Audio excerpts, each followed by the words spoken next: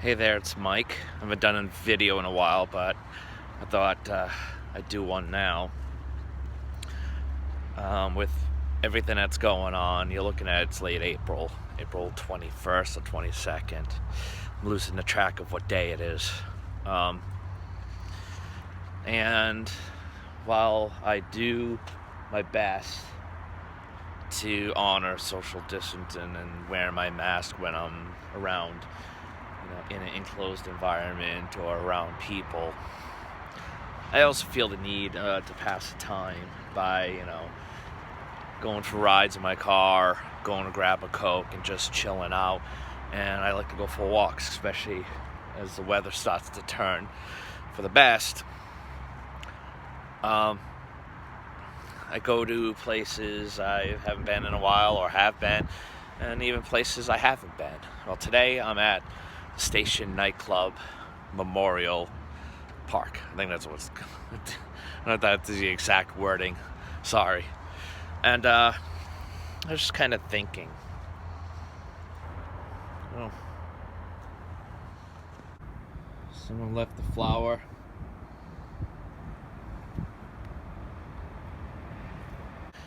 Now, I did a video once explaining the nightclub fire, what happened that night. Oh, somebody else got left the flower.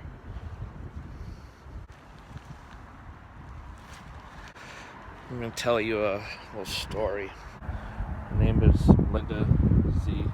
Savoletto. Now, my disclaimer is if anybody, family, friends, ever see this video and don't like it, I will take it down in a split second. As soon as I find out, I'll take it down. For anybody who doesn't know, just look up what the Station Nightclub fire in West Warwick was all about. I'll let you know. One thing, factor is that out of the 100, 4 of the people who passed away after the fire at the hospital on the way. With Linda, it was actually a story. I thought I'd share it again. I'll try not to be as graphic as probably it was. I can't make any guarantees. I'm just kind of going off the top of my head. You could shut it off. There's the Station Nightclub series. I think it's 7 20-minute or so episodes per episode, 20 minutes long. And the one that kind of impacted me the most was the one about the firefighter. His job was to help with the makeshift morgue, and his job there was to find a survivor, but survivors weren't coming. So you put a victim or patient on a gurney, and if there's signs of life, you take them. You just stay there. Your job is to stay there. And if it wasn't, they'd pass it over the gurney to a group of people who would bring it to a makeshift morgue, which is basically just a tarp on the ground.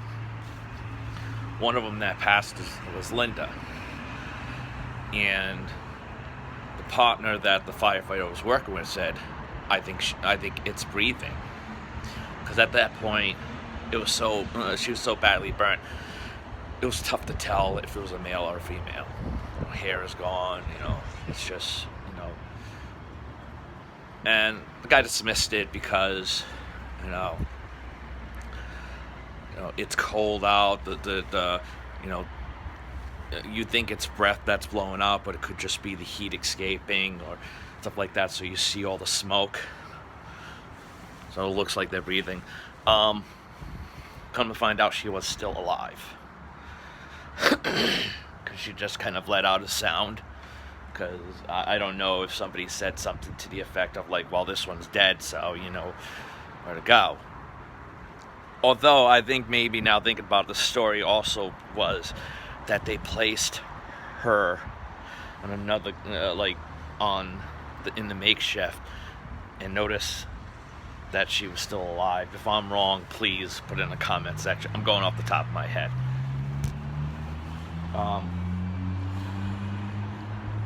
They found out she was alive. So they brought her to the, ambulance. And, one of the sad things is as they were cutting her clothes off, she was trying to cover herself, which shocked them, the firefighter, because, it's like, how can somebody who's been in, over 1,000 degrees of heat, how can the brain survive that? But apparently something was still going on.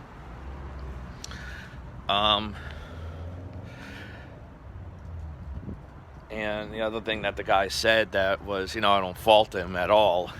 I don't think anything wrong with what he said. But he was kind of praying that, like, she wasn't going to survive. Because the idea of, living, her chances of survival are pretty much not there. So by the grace of God does she still survive.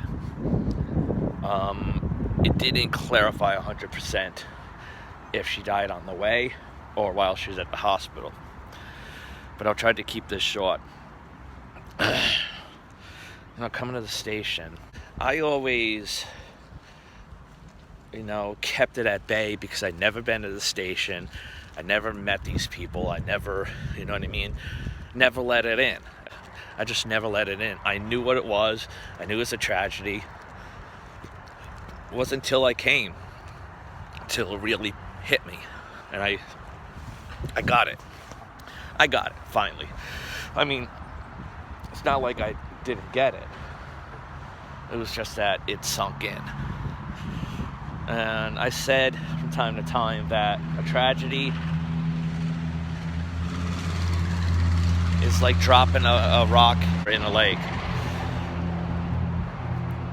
The further away from the center, the further away you get from the ripples, the further away that you feel it. When a tragedy happens in China or Germany or whatever, you don't feel it as much as when it happens in your back door. It doesn't sink in or hit close, give you a gut shot more than, a different country or even a different state. And that kind of ties into what's happening today. Where we going to keep our different distances if we're not feeling well or there's any signs of, being sick. You need to isolate and self-quarantine yourself till you get better. And that's just the only kind of example of hitting close to home is that.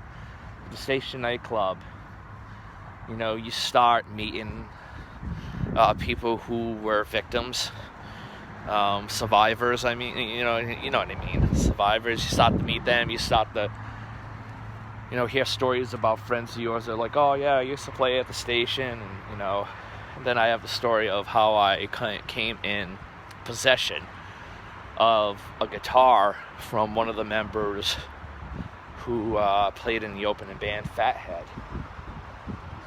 which I just saw the stone for Fathead over here.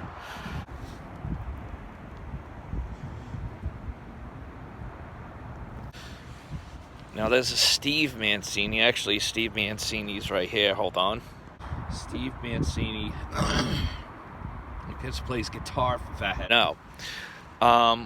Short story. My wife works for somebody. The mother called up several times, enough that she got a relationship with my wife and started asking stories, married, yada yada. Oh, your husband's a musician. Well, let me tell you, my son died in a Station Nightclub fire. I got an extra guitar that he just picked up, blah blah blah. I have no need for it, so give it to him. If I ever have the guts to contact any of the members of Fathead, I would like to give them the guitar if they have no memorabilia of his, or even not. I mean, if they want the guitar, they can have it. I played it. From what she said, or what I was pretty sure she told my wife, he never played it on stage. He bought it a couple weeks before. So I'm not 100% sure he played on stage that night. It was probably a backup guitar, but it was in the station that night. And I guess ended up in his car at the end of the night. Just pack it up. You do that. So you do as the opening act. You gotta get your stuff out of there. You're done. And if anybody's listening, you can let, Al know. Prudami. I'm sorry, I can't pronounce his last name. You know what I mean. If anybody wants a guitar, I'm willing to let it go. I got it. My biggest regret is I changed the strings. I wish I just played on the same strings. Gave in to peer pressure. I played it for 3 songs, broke a guitar string, and retired it. I might have picked up the guitar, but that's a mistake. I'm never going to touch that guitar. I might physically touch it, but I'm never going to play it again. I played it, I said a little speech, and that's it. But in the times that we're going through with COVID and unemployment, and a lot of people are scared, a lot of people are sick, we're uncertain about what's going on. What luxury these 100 victims of the Station Nightclub to be able to go through what we're going through now. Because it means that they're still with us. And this never happened.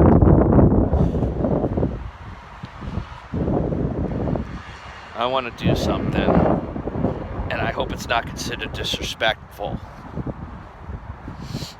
But there's a rose here on the ground. If I can't make heads or tails whose rose it is it Julie's? That it's hers, because it's the same type of rose, same type of wrapping, same everything. There's one in front of Judy. I have a hard time saying Judith. The little speech thing, it's uncomfortable. I found this one. This one was right where it is now, and this one was blown over there, right there. I assume it's her, and I don't want to take that away from her. I was going to give it to Linda and just say, listen, we talked about you today. I want you to know. So as I bid you later, I hope I did not offend anybody. I hope I didn't open up old wounds. Just realize we all go through some level of discomfort, hurt, pain, sorrow.